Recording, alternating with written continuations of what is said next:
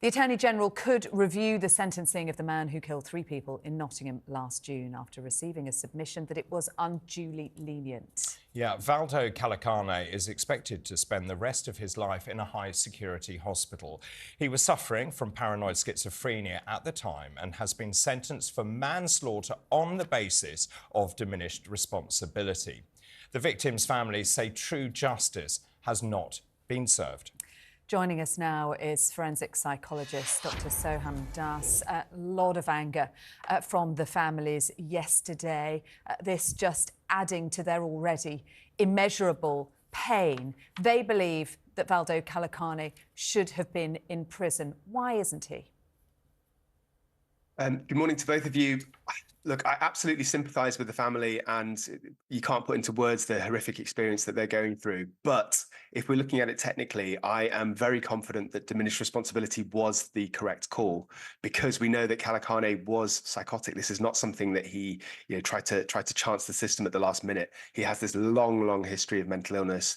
Years before the events, there was some very bizarre behaviour, as I'm sure your viewers would have known. He went to MI5. He believed he was being controlled. He was hearing voices, and these things crucially affected his behavior. So according to the psychiatric reports, he was acting on voices and acting on the belief that if he didn't carry out these killings, these stabbings, that something bad would happen to him and his family. So I think that he does meet the medico-legal criteria for diminished responsibility. He would have been assessed by many psychiatrists as well to come up with this diagnosis. You talk and in great detail there about the delusions he was suffering. I mean, clearly it's a medical diagnosis where he has delusions, these false beliefs, hallucinations. He believes he's being controlled. Also, just talk us through insight, because do you think he had insight into what he was doing? No. So, I don't think he has insight into his actual mental illness. And the reason that I say that is because he had reported this during the assessments, number one. Number two, he was repeatedly admitted to psychiatric hospital in the years leading up to it. And he had a pattern of stopping his medication, which suggests that he didn't think that he needed it.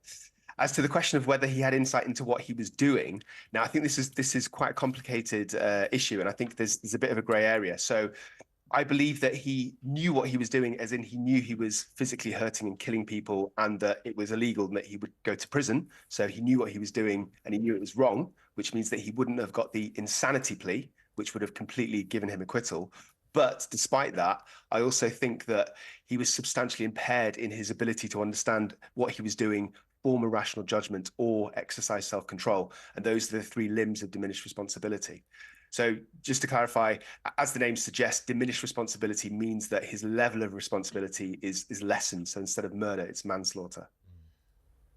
For the families, it is devastating, that verdict of manslaughter, and the fact that he's been given a hospital order rather than a prison order. He was previously sectioned 4 times, and after each of those incidents, the pattern of behaviour would start again. There were many warnings, weren't there? There was an assault on an emergency worker. There was one case where a woman jumped out of a window. She was so frightened of him. And yet, he was still allowed to live within the community. And the NHS in Nottinghamshire saying, well, that's the aim, to try and support people in the least restrictive way. But it's pretty frightening, isn't it, for us reading it? And when you see the grief of those families, to think that one individual for whom there were many warnings was able to cause such devastation. So I think there's a few different factors that are going on here. Even though he did get admitted several times into hospital, I'm assuming that he was relatively well at the point of discharge. I can't say that for a fact because I've not read the medical reports because they're not available, but he wouldn't have been discharged had he not been relatively well. I think the problem is that Calacane continually stopped taking his medication. So he was going through this cycle, as you're saying, of becoming worse and relapsing and then going into hospital. The other thing that I would say is I agree that there were some warning signs. There was some violence, particularly in the latter admissions, but there wasn't in the first few admissions. And I think that he didn't telegraph his intentions. He hadn't told previous staff members of his delusions about killing people. So even though there were very slight red flags, it was also, I think that level of violence was also unpredictable compared to, for example, somebody with a psychotic disorder who had frequently lashed out with violence on a long-term basis, in which case it would have been more likely for this kind of escalation. Can I just ask you a couple of things? Firstly, in terms of infrastructure, when I trained, we had many more secure psychiatric facilities. They have diminished. I think we only have 7,000 psychiatric beds now. That's the first thing. And just in terms of the medication, when we discharge people into the community, we're hoping they take their drugs. Now, clearly, that is a terrible system. Is there no way they can have long-term depot injections, something where medical professionals are in charge of the medication these patients are on to make sure they are safe in the community? Yeah, that's a very reasonable question. I suppose it's a balance, isn't it? Because you have cases like this where clearly what he did was absolutely horrific, but for every one Kalakane, you have hundreds of, if not thousands of psychiatric patients who are not a danger to themselves. And if they're enforced medication, and as I'm sure you'll know, this medication, especially antipsychotics, can have quite nasty side effects, from weight gain to dribbling to making the individuals very sedated. There are downsides of this medication, so it's a balance of how much we can force them.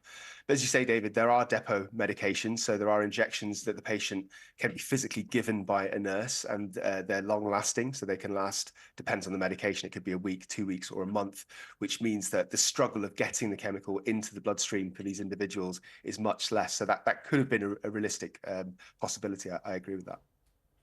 We're going to be discussing this later on in the programme as well, because this story is across many of the front pages of the newspapers this morning. Dr. Das, thank you very much indeed for joining us with your expertise.